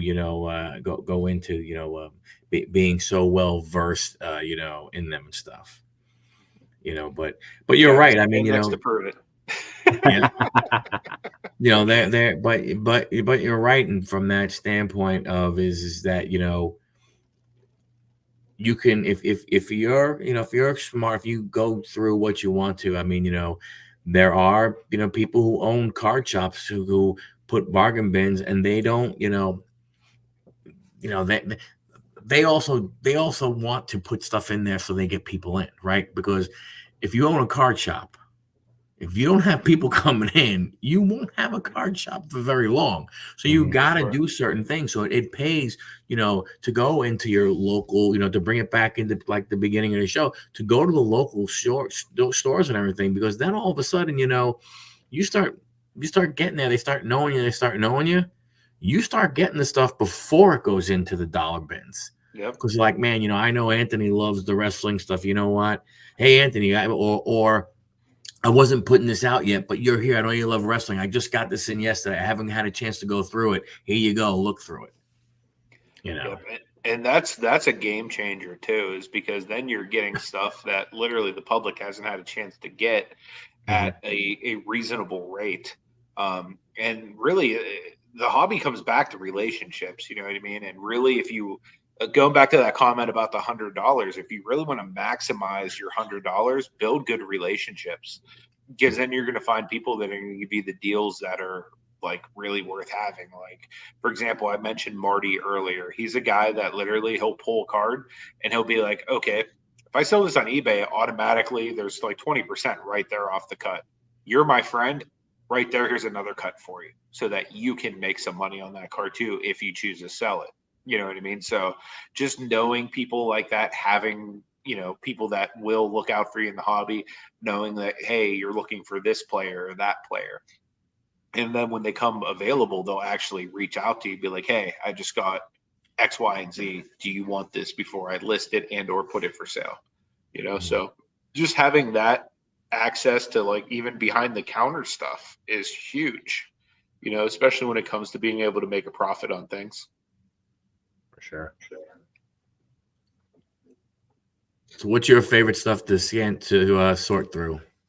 I would say so at a show, I usually kind of go through the boxes for, like you guys are saying, the $2 to $5 boxes, but I usually like to go through like autos. I feel like on my store, autos go really quick. People love autos, patches here and there, but for sure autos, inserts, and then when I'm looking at a lot, like if I'm buying a lot from somebody who's looking to move, I'm definitely looking to see what kind of slabs they have in that lot, obviously, and then also autos. I'm telling you guys, I feel like sticker on card autos, any of those seems to be the ones that a lot of people, at least on my store, seems to move quite a bit.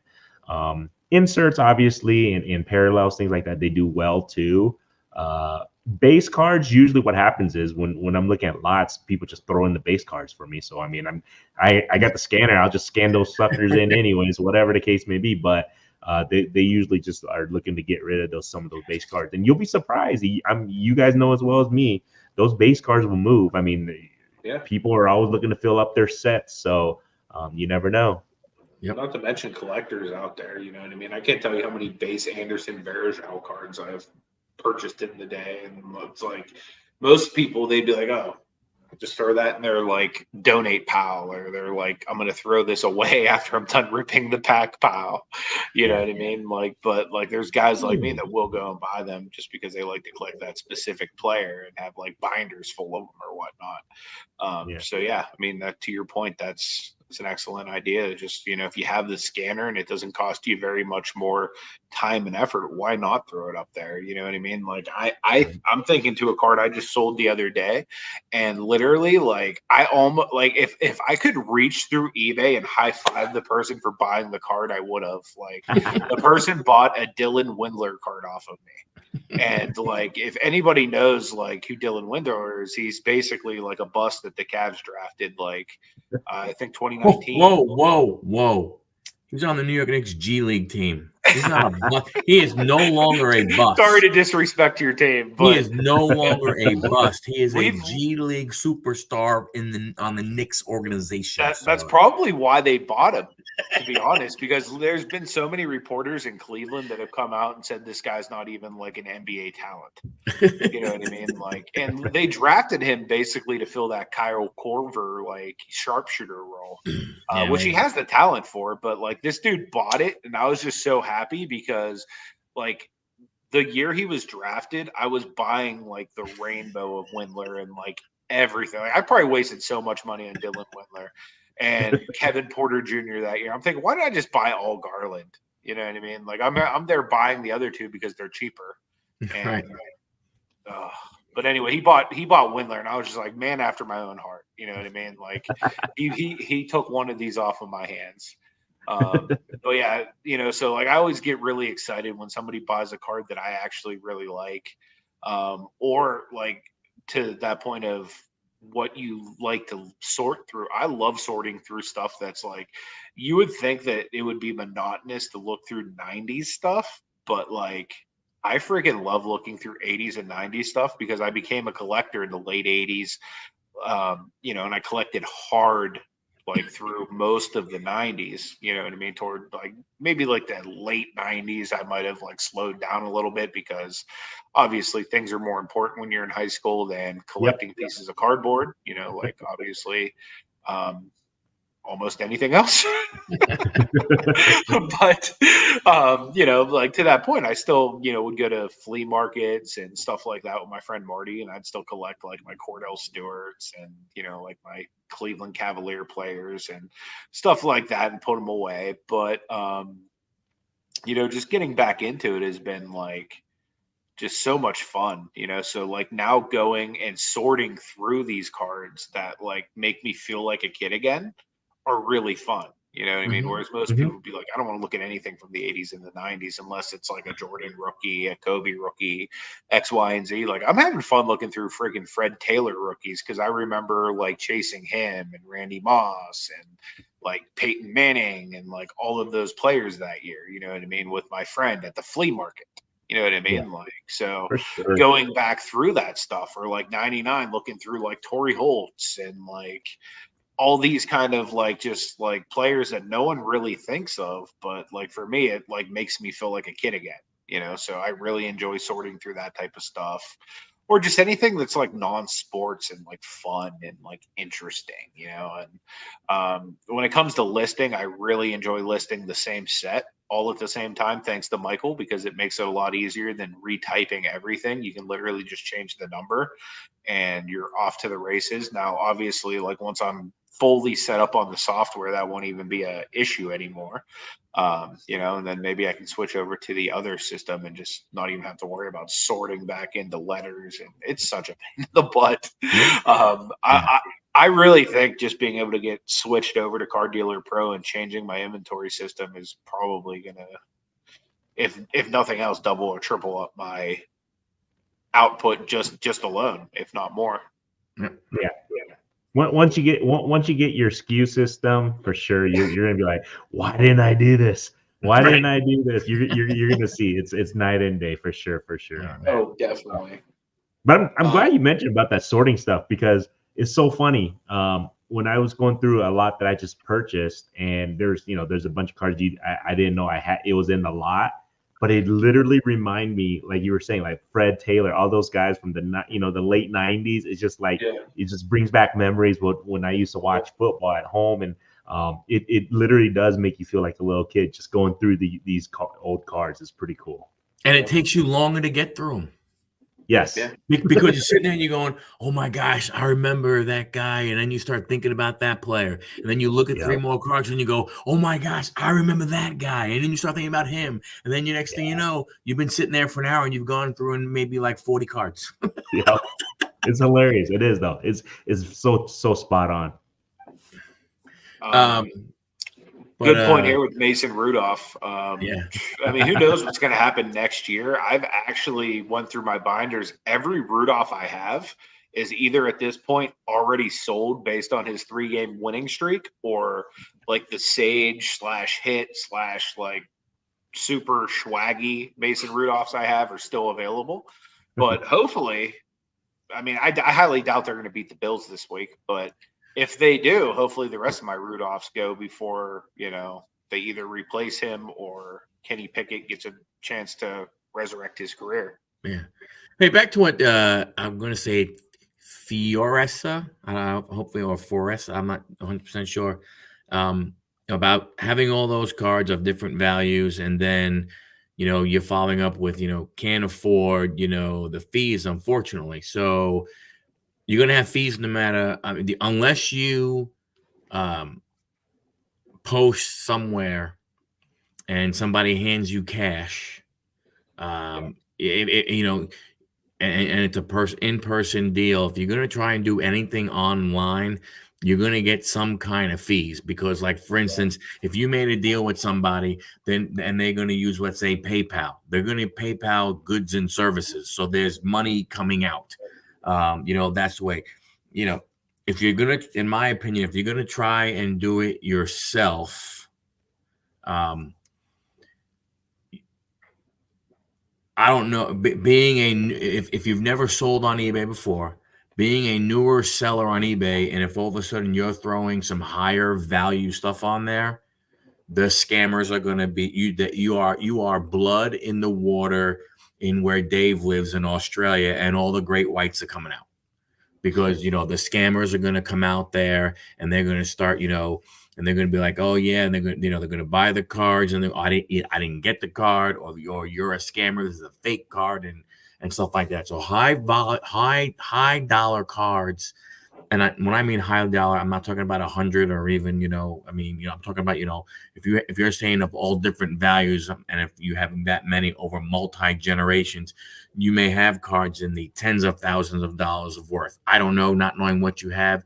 Condition is everything. The card itself, there are very, very few cards where even a bad condition card can bring you in good money. Those cards are very, very, there's only a few of those out there. It's the Mantle, it's the T206. There are certain players, there's certain cards like that where a PSA 1 still gets you good money.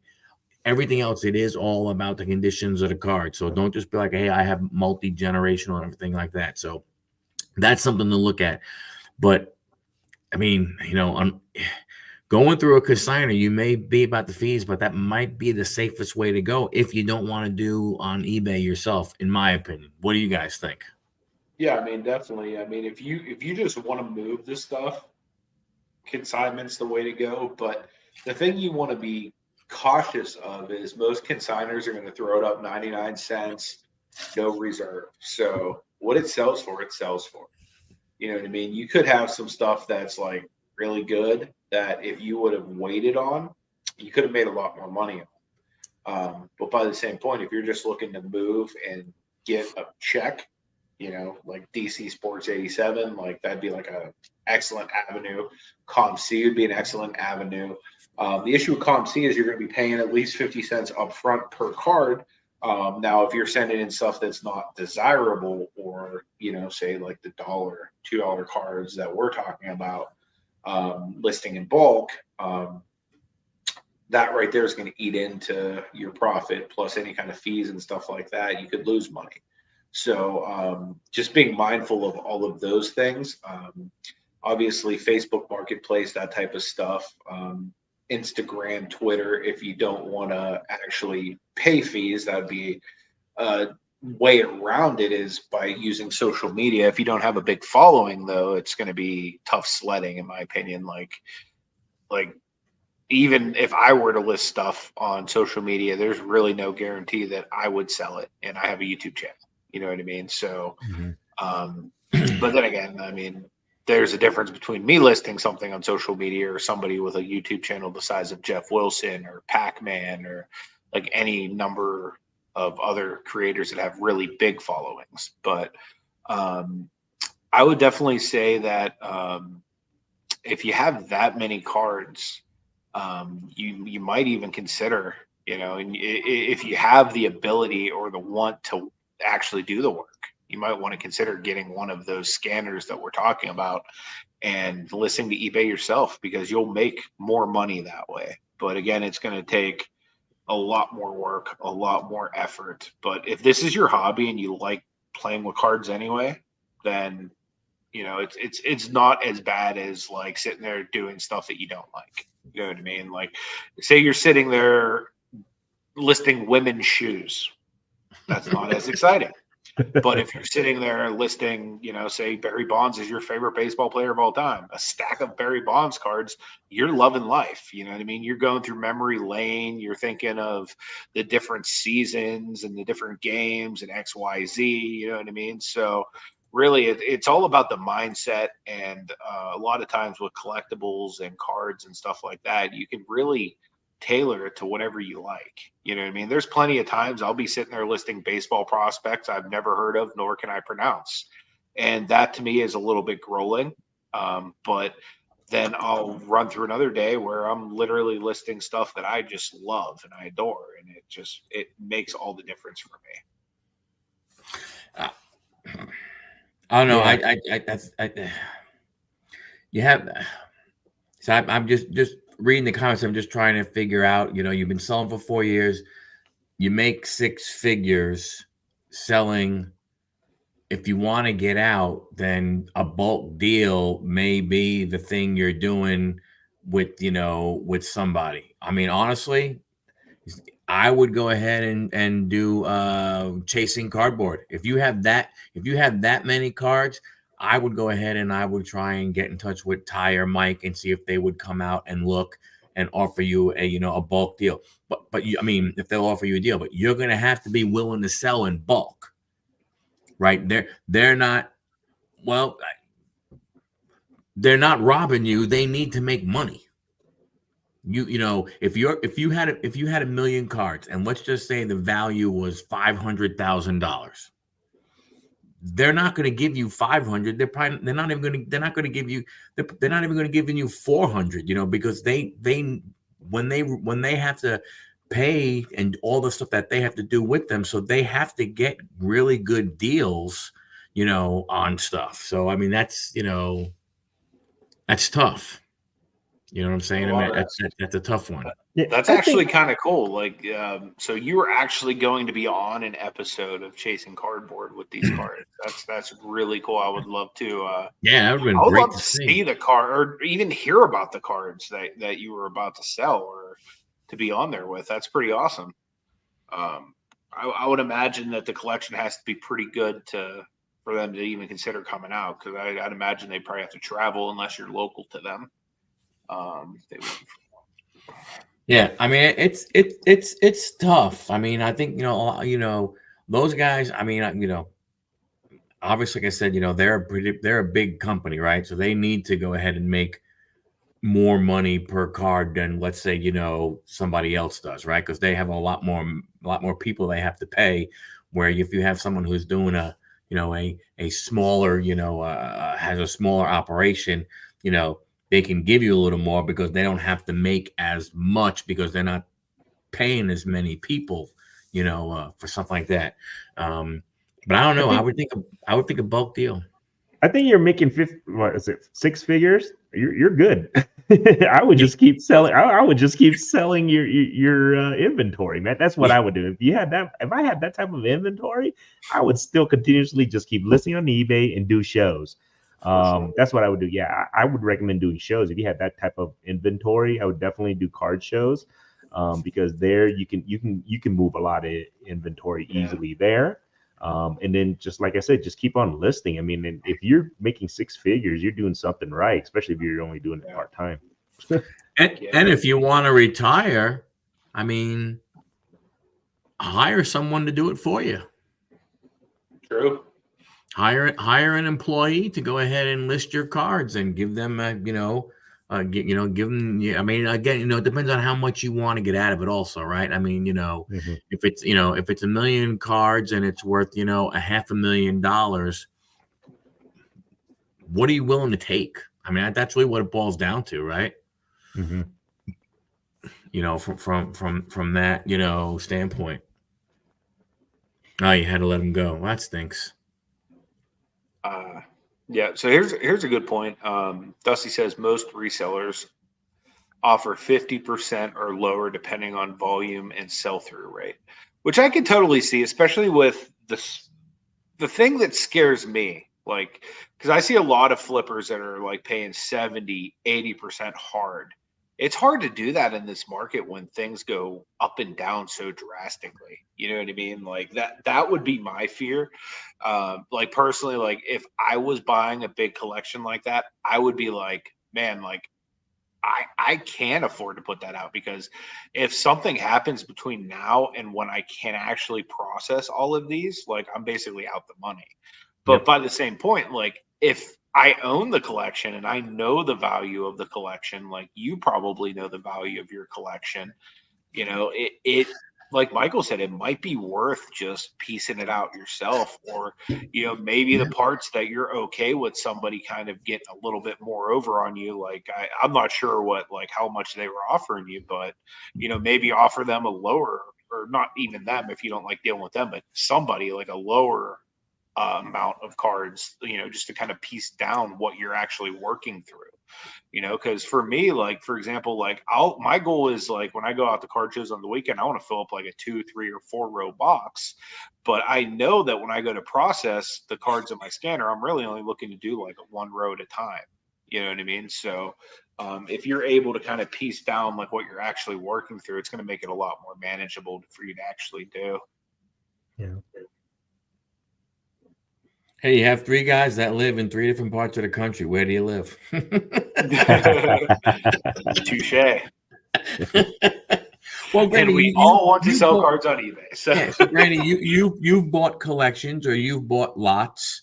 Yes. As an example, what do you look for when you're looking at it? How do you figure out if someone were to come to you and give you not 1 million cards, but let's say 10,000 cards or whatever it may Perfect. be? What are you looking for? So when if I'm going through a lot, let's say 10,000 cards, like you were saying, in my mind, when I'm sifting through everything, I'm looking at a card, at least if it's a 10,000 lot, I'm hoping the first, let's say 300 to 400 cards that I think I can move pretty quickly. And I think I can make a chunk of the money back. So I'm hoping at least a good 400 of those 10,000 cards, I can make my chunk of my money back. Everything else is going to be icing on a cake, I feel like. So my very first thing is like you just said, let's say it's a 10,000 card lot. The guy is asking for, let's just say $5,000, whatever the case may be, right? I'm hoping the very chunk at the very tip of those cards, whether slabs or just rare cards, I can get that good chunk change back, and then everything else. Because other than that, you guys know we're gonna be sitting on 95% of the inventory until it slowly moves, left and right. But other than that, in reality, I'm looking. Everything else is icing on the cake, but I'm really looking at the first of the 10,000, probably the first 500 cards that I know I can move and hopefully make up chunk of my money back. It's just reality. So those are the ones where you're looking and say, okay, I get this collection. When I get home, I'm looking at these 500 and getting them listed ASAP. Yes, that's what I would do. And then everything else, I would slowly just, list as we go on a daily basis. But yeah, I'm because you want to recuperate, the money, the investment you just put into all those cards. So you want to try to get as much as it back as possible. Yeah. Yeah. That's awesome. Yeah. And honestly, that's something that I think about too. Like normally something I'll ask if I'm buying somebody's collection or like, hey, what are like your highlight cards? Like what, like if I were to ask, like, what are your 5 favorite cards you have in there? You know what I mean? Like those are some things I'll even ask before I even go to meet somebody for a deal. Because if they can't tell me like what their at least 3 to 5 favorite cards are, it's not really their collection. It's just a bunch of cards they're looking to move. You know what I mean? Like, because if you were to say, hey, Anthony, what are your 3 to 5 favorite cards? I could literally rattle them off right now. Like Walt Disney, Mickey Mouse, LeBron Topps Chrome, you know what I mean? Like the list goes on and on, like of cards that I really, really like. You know what I mean? I could give you, I could probably list 10 to 20 cards that I have in my possession that I really, really like. You know what I mean? So like if somebody can at least give me 2, 3, 5 cards that are decent in their collection, I'm automatically assuming it's not really a collection, because a lot of people will sell stuff as a collection, even though it's basically just a bunch of crap they want to move like in bulk. Yeah. So that's something you got to be careful with too.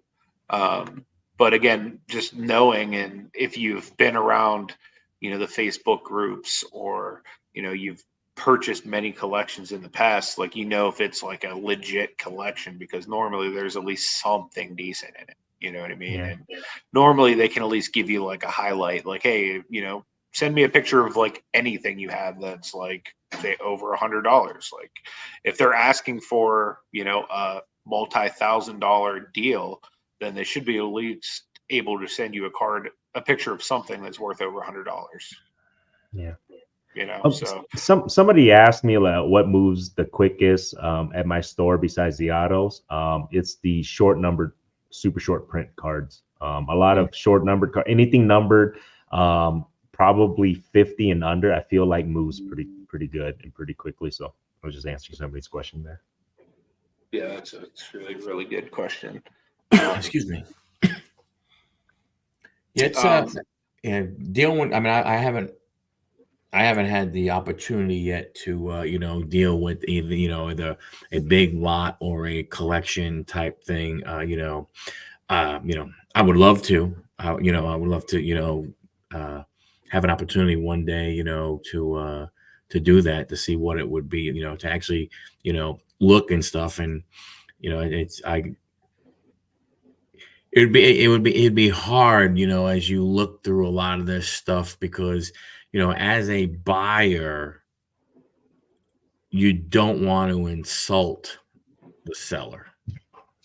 Yeah. And that's a very thin line for a buyer, for people who buy and sell collections, whatever it may be. It could be Matchbox, it could be comic books, it can be sneakers, whatever it may be. Is that resellers, flippers, whatever you want to call us, you want the most, we want to pay you want us to pay the most, we want to pay the least. And hopefully there's somewhere in the middle where you can find that that ground where both people are comfortable with the payout, right? That you're comfortable as the seller of getting it, and I'm comfortable giving it, because I know, because I'm not buying the collection to put it on a shelf. Then maybe there's one or two cards in that collection, right? But for the most part, if I'm buying those cards, I'm buying it for inventory to be able to sell, from that standpoint. At that rate, I would imagine most resellers would be comfortable spending that. Like, now the only way like I'm out of a 40% of value is like you're trying to sell like straight junk wax that I know is literally not going to move. Other than that, like if it's good stuff, like even if you have like boxes full of like Dan Marinos and like players of that, caliber, I'm still probably in at 40%, so it's strange that, somebody would, especially like that size, would pass on, something decent at like 40% of what the market's going for. Yeah. Because like I said, like most resellers, if it's anywhere near 50%, they can double up on it. They're probably going to be in on it. And 50% margin is normally something that even if the market changes, you're good on, unless they Wander Franco you or something crazy like that happens. You have a Topps 1993 refractive PSA registered set. That's really awesome. You have a T206 Ty Cobb. Yeah, you got some good stuff, man. I probably cannot afford your collection. Yeah. 86 Jordan PS. I definitely cannot afford your collection. Yeah. But yeah. I need a lot more viewers to come and buy shit from my store. Correct. Same. Absolutely. And as a lot, I mean like a lot that I don't even have subscribers for yet. Yeah, to get that collection, I will probably need to take out at least one PPP loan. But I mean, it sounds like you have some really stellar stuff. But yeah, I mean, I probably wouldn't have taken like, I mean, even with just the few cards you named, like anybody that has a bankroll, I don't see why they wouldn't give you 40% on that. Like just the Jordan alone, you know what I mean? Like making 60% off of that on a PSA 9 has got to be multiple $1,000, probably multiple $10,000 if I had to guess. Yeah. But yeah, I mean, that would be rough. Yeah. Oh, you get the LeBron Chrome too. Nice. Yeah, you have a stellar collection. That's definitely one that if I had that type of bankroll, I would give you 40% right now for it. Like same here. Yeah. Yeah. I mean, I don't even know that I could pitch up with these two and be able to afford That's what 40% of that lot. But I mean, that sound stacks of LeBron, like you're speaking my language. Yeah. I'm good at math, and I can't make it work. Yeah. Yeah. Unfortunately, in my bank account, the math is not mathing right now. Carry the one? No, wait, not a carry the one. Carry no. That's Oh why yeah, I would imagine it's 7 digits. I mean, it's just having a Jordan in there, the Ty Cobb in there, the LeBron PSA 10 Topps Chrome, like none of those are cheap cards. Like those are all Grail cards. You know what I mean? That are liquid. That even if you were to take like those 3 cards and list them to eBay right now, I don't think you'd have trouble selling not a one of them. You know what I mean?